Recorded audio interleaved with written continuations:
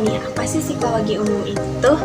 Di video ini aku bakal jelasin apa itu psikologi umum dan beberapa mazhabnya. Di psikologi umum itu ada 5 mazhab loh teman-teman. Yang pertama ada behaviorist, yang kedua ada psikodinamik, yang ketiga ada humanistic eksistensial, yang keempat ada kognitif, dan yang terakhir ada biologis. Untuk lebih jelasnya lagi, yuk simak videonya.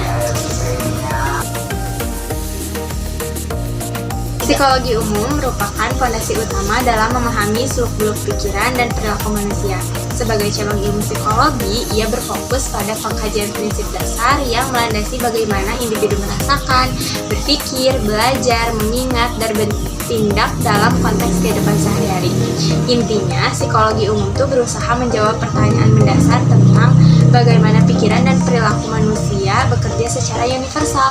Sebelum kemudian cabang psikologi itu menggali lebih dalam pada aspek spesifik seperti perkembangan, kepribadian, gangguan mental, atau perilaku dalam konteks sosial dan organisasi.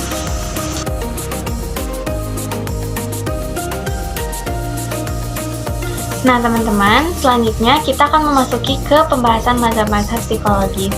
Sebelum masuk ke poin-poinnya, kita kan harus tahu dulu apa sih mazhab psikologi itu. Jadi teman-teman, mazhab psikologi atau sering juga disebut sebagai aliran psikologi merujuk pada sistem pemikiran atau pendekatan teoritis yang memiliki karakteristik, asumsi dasar, dan metode yang khas dalam memahami perilaku dan proses mental manusia. Setiap mazhab menawarkan lensa yang berbeda untuk menganalisis dan menjelaskan berbagai aspek psikologis. Jadi di dalam mazhab psikologis itu kan ada 5 mazhab ya teman-teman. Untuk mazhab yang pertama ada behaviorist, yang dimana behaviorist itu menekankan peran lingkungan dalam membentuk perilaku. Untuk yang kedua ada psikodinamik. Salah satu tokoh psikodinamik yang dipelopori oleh Sigmund Freud, salah satu tokoh psikologis yang menyoroti pengaruh konflik bawah sadar dan pengalaman masa kecil. Yang ketiga ada deterministik psikologi humanistik eksistensial, muncul dengan fokus potensi pertumbuhan individu dan kebebasan dalam menentukan pilihan. Lalu selanjutnya ada yang keempat, mazhab kognitif, yang hadir untuk menekankan pentingnya proses mental internal seperti berpikir, mengingat, dan memecahkan masalah. Dan yang terakhir ada mazhab biologis.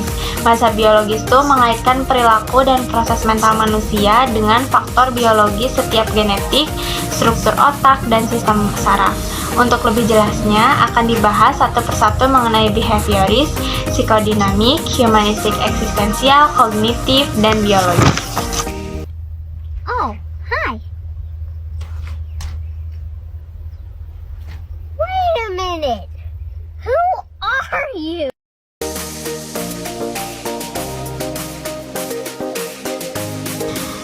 Yang pertama ada behaviorist. Behaviorist adalah aliran dalam psikologi yang berfokus pada studi tentang perilaku manusia dan hewan yang dapat diamati dan diukur secara objektif. Aliran ini berargumen bahwa semua perilaku manusia itu merupakan hasil dari interaksi individu dengan lingkungan mereka. Jadi dalam pandangan ini tuh proses internal seperti pikiran atau perasaan tidak perlu dipertimbangkan dalam memahami perilaku. Yang penting adalah bagaimana individu tersebut tuh bertindak dan merespon stimulus dari lingkungan sekitar. Behaviorist banyak diterapkan dalam pendidikan, kayak memberikan reward, contohnya di psikoterapi kayak mengubah kebiasaan buruk menjadi kebiasaan baik, dan modifikasi perilaku di rumah atau tempat kerja. Semua perilaku dipelajari melalui interaksi dengan lingkungan, terutama dalam proses stimulus dan respon. Stimulus itu adalah segala sesuatu dari lingkungan yang dapat mempengaruhi atau memicu suatu respon. Contoh kayak rasa lapar mendorong untuk makan. Kalau respon adalah reaksi yang muncul akibat stimulus tersebut. Contohnya tuh kayak seorang siswa duduk terdiam, itu adalah suatu respon setelah mendengar teguran dari guru. Nah, teguran dari guru itu merupakan stimulus.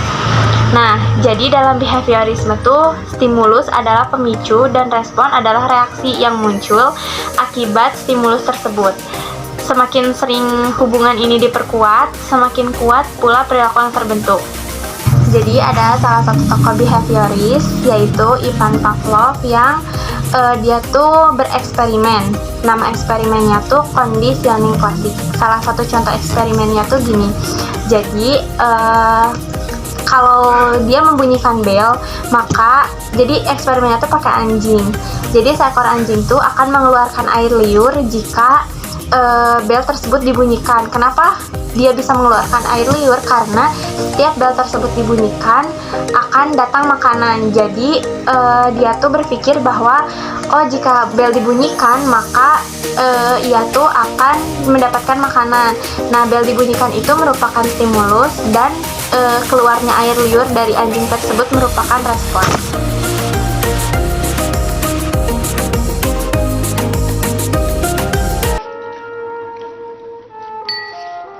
Pavlov's aim was to discover what caused saliva to flow. He rerouted the salivary ducts to the outside of his dog's cheek so that he could collect and measure the spittle. Perhaps he thought the production of saliva might be the result of a fixed nervous reflex, like a knee jerk. 5 минут 42,5 секунды. After taking many measurements of spittle, he confirmed that the dogs drooled automatically when their tongues touched food. He called the response the salivation reflex. 4,5. Хорошая собачка. Я предлагаю поменять собаку. But his work started to run into trouble. As his dogs became familiar with the experimental routine, they started to fill their cheek tubes before Pavlov had a chance to stimulate their tongues. The dogs were learning to anticipate food. Pavlov tried a new technique. He erected screens so that the dogs couldn't see what was going on. Before passing meat through the hatch, he introduced a stimulus that was totally unrelated to feeding. A ticking metronome.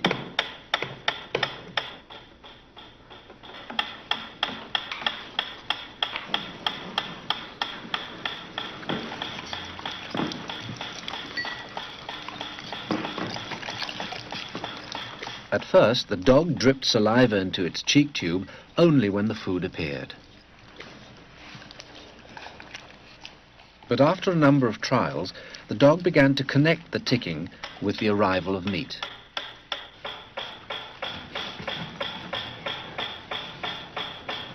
Soon, the sound alone made the dog drool. Eventually, the dog salivated as much to the ticking itself as it did originally to the presentation of food. Полная. Идите сюда. Что я говорил? He called this new response the conditioned reflex. Собака.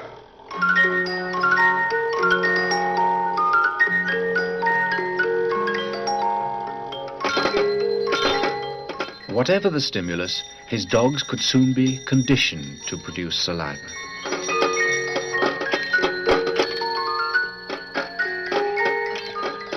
Pavlov believed that he had discovered how animals learned, even in the wild.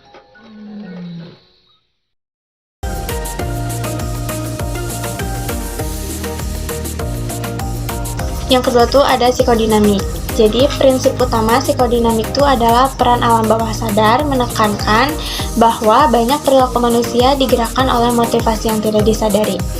Konflik psikis internal menurut salah satu tokoh psikologis yaitu Sigmund Freud, kepribadian manusia tuh terbentuk dari interaksi dinamis antara tiga komponen yaitu id, ego, dan superego.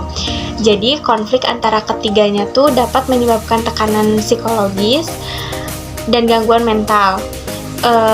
Pengaruh pengalaman masa kecil, pengalaman awal kehidupan dianggap sangat penting dalam membentuk pola perilaku dan kepribadian seseorang. Jadi trauma atau hubungan dengan orang tua pada masa kanak-kanak tuh dapat meninggalkan jejak mendalam pada alam bawah sadar individu. Salah satu pendekatan yang paling berpengaruh tuh sebenarnya adalah psikodinamik, yang dimana peran alam bawah sadar, pengalaman masa kecil, konflik internal dalam bentuk perilaku manusia pendekatan ini tuh pertama kali dikenalkan oleh tadi salah satu tokohnya, yaitu Sigmund Freud, yang dimana ia tuh menekankan psikodinamik itu melalui teori psikoanalisanya, yang kemudian berkembang menjadi berbagai cabang teori psikodinamik lainnya. Prinsip utama psikodinamik itu yaitu peran alam bawah sadar, menekankan bahwa banyak perilaku manusia digerakkan oleh motivasi yang tidak disadari. Contohnya tuh adalah ingatan atau trauma masa kecil yang terpendam tetapi tetap mempengaruhi tindakan seseorang di masa dewasa. Oh, hi. Wait a minute. Who are you?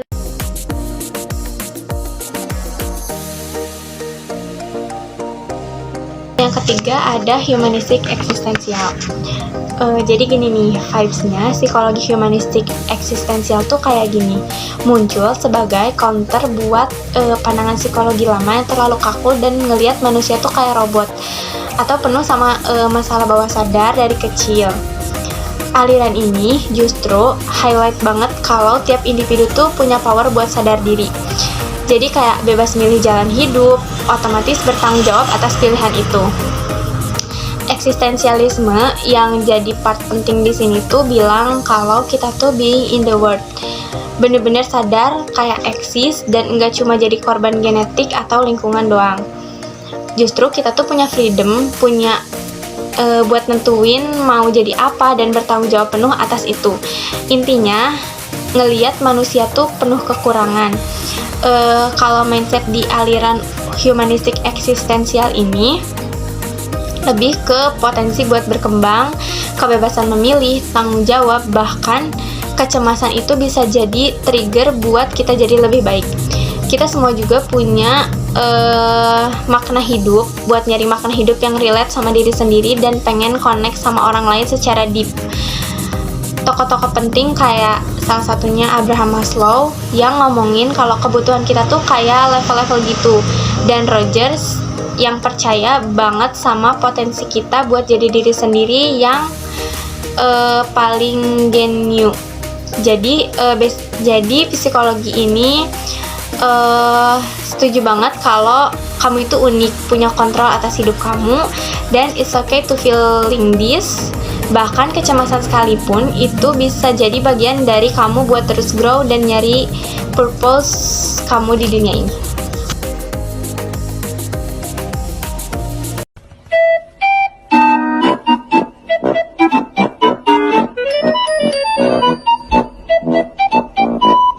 Yang keempat ada mazhab kognitif.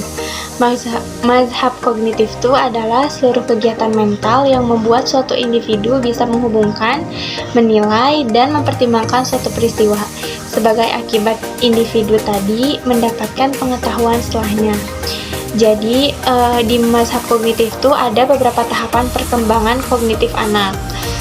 Yang pertama tuh ada sensori motorik dari usia 0 sampai 2 tahun. Sensori motorik tuh kayak baru belajar ngontrol lingkungan lewat indera sama gerak badan.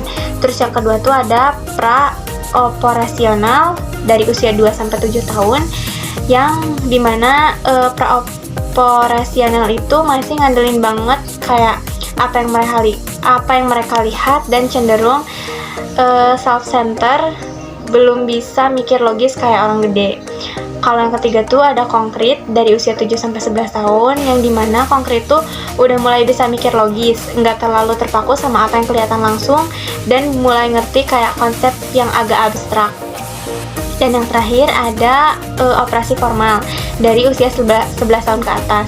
Operasi formal tuh kayak udah bisa mikir abstrak beneran, bisa bikin hipotesis, ngebayangin akibatnya, dan ngetes ide-ide. Jadi intinya kognitif tuh kayak semua aktivitas di otak kamu tuh yang bikin kamu bisa ngehubungin info, mikir, dan nyambungin kejadiannya. Buat hasilnya gimana? Kalau buat hasilnya tuh kayak kamu jadi ngeh dan punya ilmu baru, kayak pas kamu lagi belajar dari awalnya yang blank banget, terus mulai ngerti dikit-dikit sampai akhirnya jadi jagoan di bidang itu. Nah, semua tahapan itu tuh proses kognitif kamu lagi jalan di kognitif psikologi. Jadi kognitif itu ya intinya gimana otak kamu tuh bekerja biar kamu tuh bisa connect to the dots dan jadi makin pintar.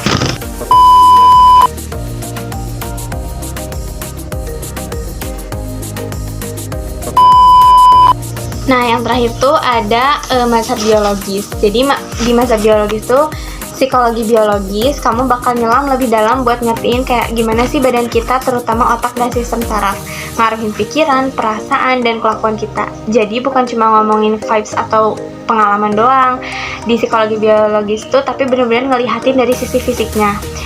Ada beberapa hal penting yang dipelajari di psikologi biologis. Yang pertama tuh ada struktur dan fungsi otak. Jadi struktur dan fungsi otak tuh kayak gimana sih bagian otak yang beda itu punya peran masing-masing dalam ngatur ini itu. Mulai dari ngingat sesuatu sampai ngatur mood kita. Yang kedua tuh ada sistem saraf. Gimana jaringan saraf di seluruh tubuh kita tuh ngirim sinyal penting buat komunikasi antara otak sama bagian tubuh lain, dan gimana ngaruhin reaksi kita. Terus yang ketiga tuh ada neurotransmitter dan hormon, yang dimana zat kimia di otak yang disebut sebagai neurotransmitter dan di seluruh tubuh yang disebut hormon jadi messenger penting buat ngatur mood, tidur, nafsu makan, stres, dan banyak lagi. Jadi gimana ketidakseimbangan zat ini tuh bisa ngaruhin kondisi mental. Terus yang selanjutnya ada genetika dan perilaku, yang dimana besar banget sih gen yang kita warisin dari orang tua ngaruhin kepribadian, bakat, bahkan resiko kena gangguan mental tertentu tuh diwarisin dari genetika dan perilaku orang tua lah contohnya, atau lingkungan. Terus yang selanjutnya ada dasar biologis gangguan mental. Kenapa sih orang tuh bisa kena depresi, anxiety, skizofrenia, dan gangguan mental lainnya dari sudut fungsi otak dan kimia tubuh tuh ini dipelajari di dasar biologis gangguan mental. Terus yang selanjutnya ada pengaruh obat-obatan pada otak dan perilaku. Gimana obat-obatan kayak psikotropika bekerja di otak buat nanganin masalah mental. Kayak kalau misalkan kita minum obat itu, gimana sih efek atau pengaruh obat-obatan tuh sama otak dan perilaku kita gitu.